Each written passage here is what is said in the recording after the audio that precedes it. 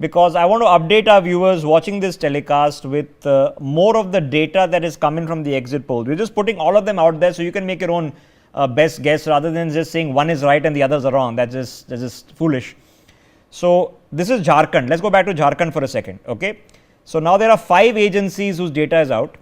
One is People's Pulse, JVC, Matrix, PMark and Access by India. Now when I read out the polls, we were at People's Pulse giving 44 to 53, so majority BJP. JVC giving 40 to 44, so majority pretty much BJP. Matrix giving 42 to 47, majority BJP in Jharkhand. But now PMark and Access by India have come out with the opposite story. Look at what PMark says. PMark says 31 to 40 for the BJP and 37 to 47 for the India Alliance, which is Congress and Soren basically, which would mean a pretty significant advantage for the India Alliance to form a government and Hemant Soren returning as Chief Minister. This is what PMark says.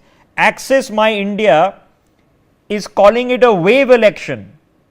Access My India says this is going to be a thumping return for Hemant Soren with 53 seats and the BJP and its allies only getting 25. So now what has happened is, if you just do mathematics, the median average of all the polls has come to a hung parliament. The poll of polls now says 39 BJP alliance, 38 Soren and Congress and 4 others now become kingmakers. Okay. So you are seeing one agency go to a complete extreme of predicting a wave in favor of Hemant Soren and the return of Hemant Soren. Let me get our guests back into this conversation as we are educated by more numbers.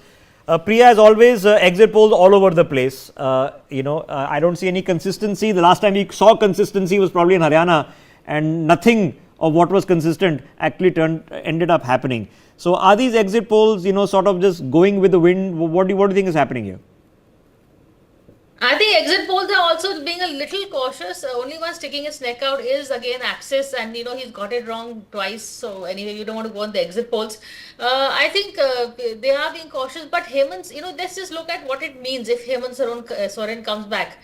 That's going to be a huge, shot in the arm, not just for the India Alliance and the opposition, but also the kind of politics that he played versus the kind of politics the BJP has played. Because there, the politics, as I was saying, of misusing ED, etc., was very much an election issue on the ground over there. Also, if he wins, and again, are we going to be talking about the role Congress plays? Because it's again an alliance regional party that has taken on the BJP-led alliance and come out winning, as opposed to when there is a direct fight between the BJP and the Congress, which is in Haryana. Both in Maharashtra and in Jharkhand, there are regional parties that are going to be taking on either the BJP or a group of allies of the BJP.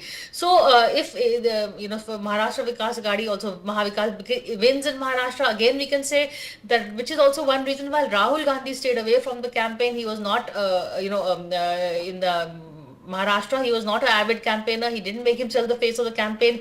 It was mostly Uddhav Thackeray and Sharad Pawar, and the tacit understanding which was told to the voters is, should it come back, then Uddhav will be probably the CM face. So the veracity of the Congress, the credibility of the Congress is something we can discuss if the opposition manages to win. Okay, let's take it for a second, Himanshu. But